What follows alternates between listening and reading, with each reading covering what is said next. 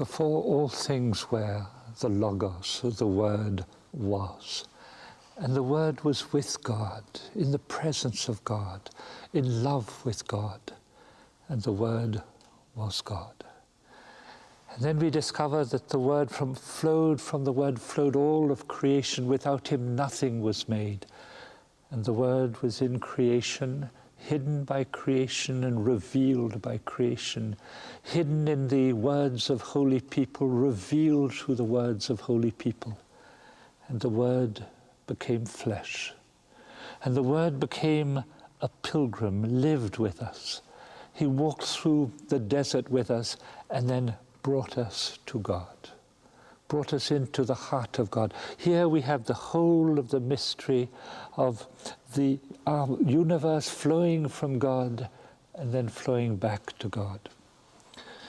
We will find today that in a mysterious way we've come to the end of a journey, but it's not yet the end of a journey. The Word became flesh and he led us into the mystery of God through times of pain, through times of joy. And then after having done this incredible act of washing the feet of his disciples, he began to reveal in a special way how all of us, we're called to be transformed into God.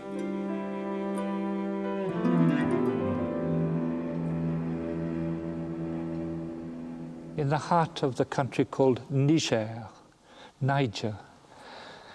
there are the Tuaregs. And the Tuareg are an incredibly beautiful tribe with very beautiful faces. But they live in a world where there is little rain. And a letter I received hardly a month ago said, there is no rain. And even some of the herds now, the cattle, the goats, are dying. And they have goats but with long ears. There's another group who have got short ears. They have long ears. And they're living under the tent with them. There are 3 little sisters of Jesus who are from France. And they've been living there 20 years. And they have their goats. They only live. But what is being said there is that these little sisters, French, with this tribe of Tuaregs, who are amongst maybe the poorest people of our world, not culturally, but physically, that they are together. Here we have these incredible signs of love, where people are breaking through all the breakages of culture. They're going across the frontiers, they're going across the cultures, and in some mysterious way, holding hands together.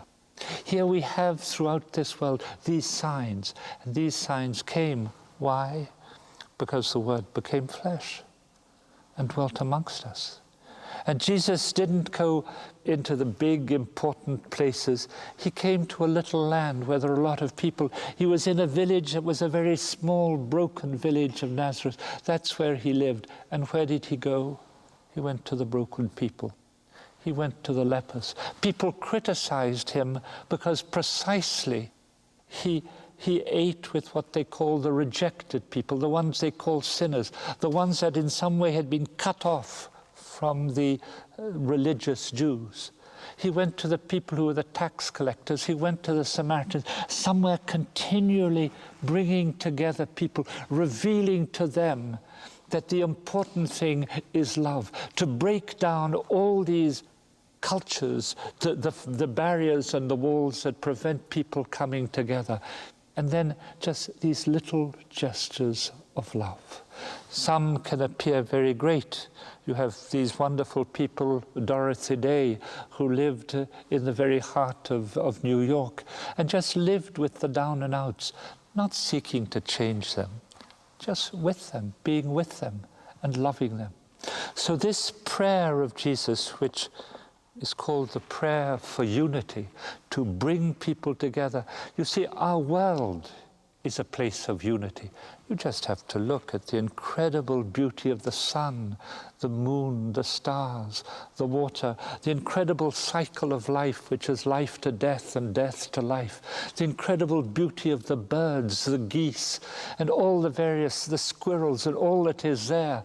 and the incredible beauty of human beings, incredible beauty of human beings, wherever they come from, be they Tuaregs, be they those broken down men and women in the slum areas of Harlem or wherever it is in New York, be it those people in the slum areas, or be it those people in institutions, every person is beautiful.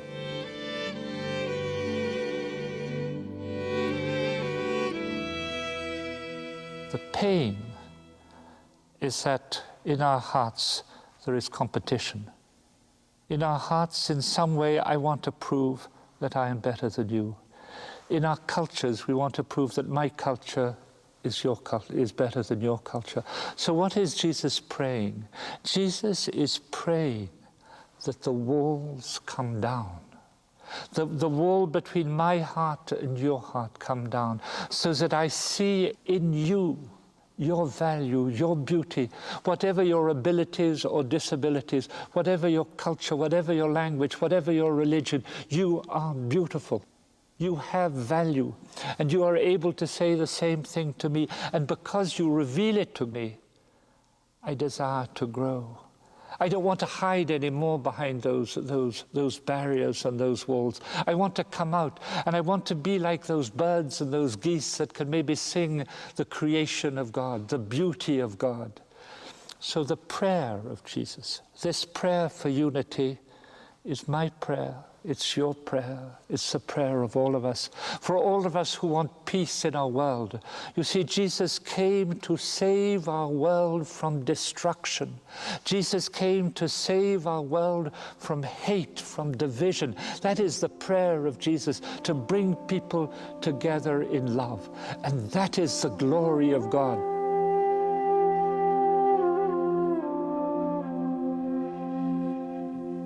Our God is a God of forgiveness. Our God is a God of goodness. Our God is a God of extreme kindness, extreme tenderness. His incredible love as he went into the asylums and saw this man in despair. He went to those in despair. He went to the woman who was totally broken in every way, and he revealed to them, you are precious. So Jesus came into the world to reveal who God is. And that is the glory of God.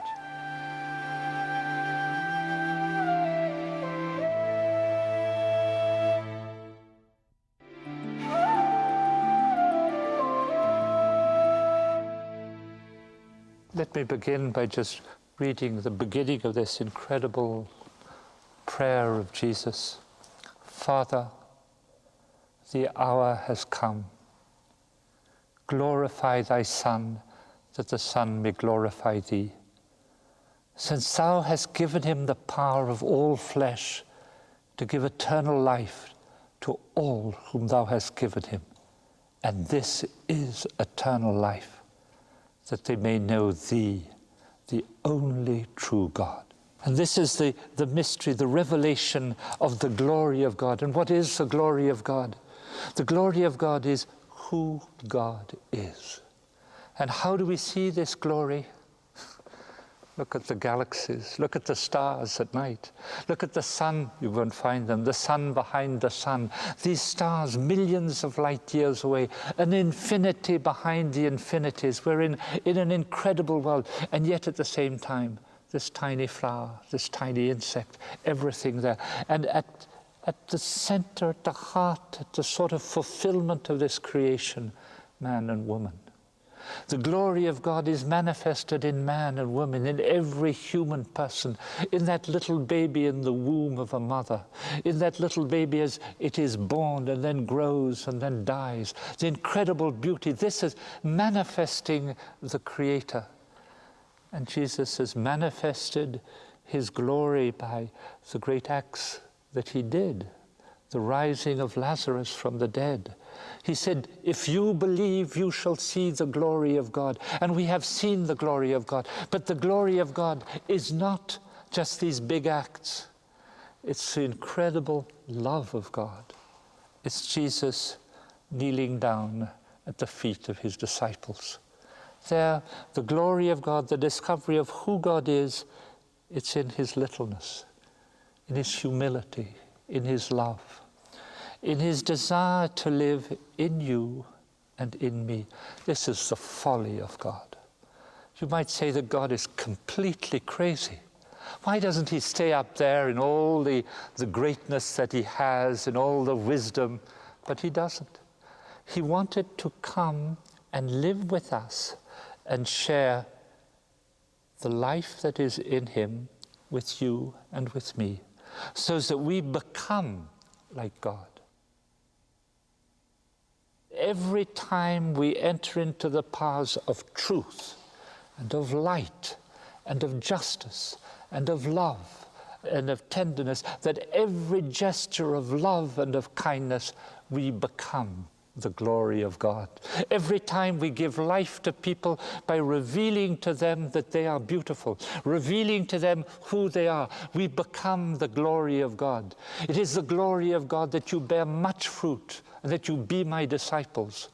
And Saint Irenaeus, the first bishop of Lyon in France, who lived at the end of the 2nd century, he says, the glory of God is human beings fully alive. And fully alive in that vision is fully in love, fully loving, fully kind, fully filled with this life of God. And so this prayer is the prayer of glory. In fact, the whole of the gospel is the gospel of the glory, the revelation of God. And do you know that every time that you give a gesture of love, wherever it might be, in your family, in the hospital, helping an old lady across the road, whatever it might be, giving maybe some help to somebody who's lying on the ground. Every time you do a little gesture of love, you are becoming the glory of God. Every time you want to speak the truth, to reveal the truth, not to hide behind illusions, not to hide behind big publicities, not to hide behind lies, that every time you come out with the truth, you are revealing God, because God is truth, God is light.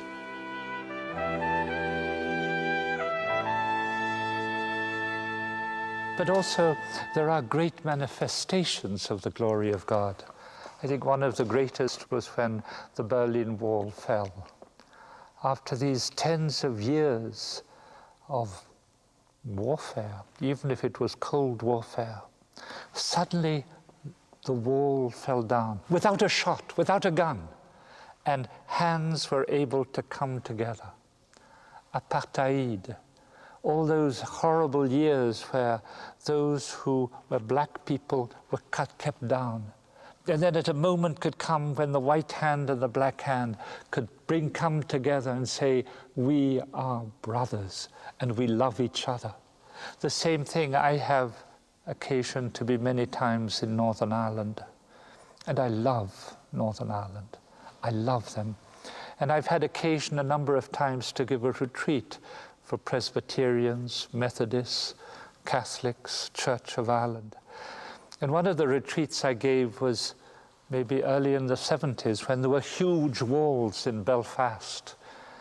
And we were about 30 from each church, about 60 of us in all. And I remember on the last day, each one just mentioned what they had lived. And I remember during that sharing, I think each one have said they had never met somebody from what is called the other side. They had never, and yet they were in the same town. They had never met somebody from the other side. And there was an incredibly beautiful deaconess of the Presbyterian Church, Winnie O'Shea, and I still remember Winnie O'Shea. When it came to her, she said, you know, this is the first time that I've met Catholics. And last night, I spoke with a religious sister who was Catholic. And you know, I discovered that she loved Jesus. And people smiled. And she said, and I think she loves Jesus more than I do. Here these gestures of love, these gestures of humility. But this is what is, there are these great acts that are happening throughout the world, and groups of people who are struggling for truth and for justice groups of people in Israel and Palestine who have become friends. They're working together to bring the Israelites and the Palestinians to speak to each other, to listen to each other, to discover that they're not just terrorists and horrible people. No, they are people. They are people who have suffered. So people are coming together, and throughout the world there are these magnificent realities.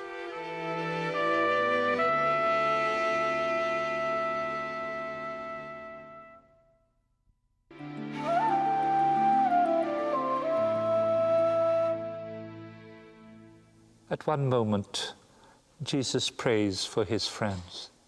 And he says something which can appear, he says, I'm not praying for the world. What he's saying there, he's saying, I'm not praying for the darkness that is in the world, but I'm praying for my friends, whom I'm going to send out into the world, so that they be a presence in darkness. And you know that every friend of Jesus is a person who loves. A person who loves, who's struggling to live off love and truth. And Jesus is saying, I'm praying for all those who want love, so that they can go forth and stand in this world where there is division to reveal who God is, what the meaning of our world is, that we are all called to love and become people of love. And he says, I'm not asking them to come out from all this darkness. I'm sending them there. And I'm praying that they become holy. See, this is the desire of God, that we become holy. And please, don't think holiness is just sort of sitting in church with your hands folded. Holiness is letting love inside of us. You see, God is love.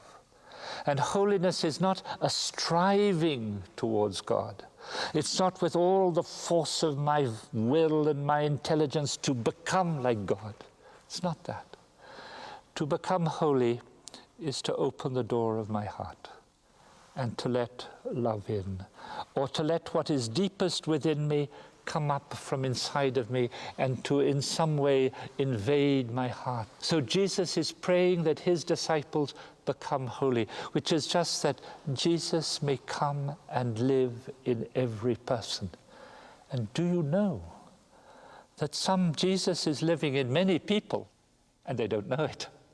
To such a degree that in the Gospel of Matthew, Jesus says that at the last judgment, at the very last moment in the history of humanity, those who visited people in prison, those who visited the sick, those who clothed those who were naked, those who welcomed the strange, those who gave food to the hungry, those who gave water to the thirsty, that they have given this to Jesus. And they will then say, well, I never saw you. Oh, I never knew you were there. And Jesus says, whatever you did to the very least of my brethren, the very poorest, the very weakest, those who are most in pain, you have done unto me. And so the mystery of Jesus is that he is hidden throughout our world. And the whole reality is to discover little by little this presence of God as we move towards the weak and the poor. So what is God praying for? He's praying that we come together. And maybe the greatest desire of Jesus today is that coming together of those who are powerful and those who are weak, those who have force and those who lack force, to come together because we need each other. So it's this cry of the poor, the cry of the weak, which will touch our hearts, and then we will go towards holiness is to welcome. The very mystery of holiness in this Gospel of John is to receive. It is to welcome. And it's not just welcoming the God of power and might. It's the welcoming of the Word made flesh, hidden in the flesh. Hidden in the flesh of that Tuareg. Hidden in the flesh of somebody in the slum areas of Brazil. hidden in the flesh of that little child in my own home. It's to welcome people and to discover that they are beautiful. This is the prayer of Jesus, that we come together. And then he says in the incredible desire, that his desire, that we all be one, perfectly one. Jesus saying, the Father in me and I in you. That is to say, the mystery of the Trinity in myself and in you, that we are all one together, as if God is living in us. And here then we discover that humanity is one body. We are not divided. There are little parts of the body, maybe bigger parts of the body. But we know that if the little toe is hurting, it's the whole body that is hurting. And so if there is one person that is hurting in the huge body of humanity, it's the whole body of humanity that is hurting. And what God wants is that we come together, that we respect and love each other, and then we can have grateful hearts. Our hearts will just be hearts of joy, because this is the desire of Jesus, that our joy, the joy of God, be in your heart, and that together we can exult, we can sing the joy of God together.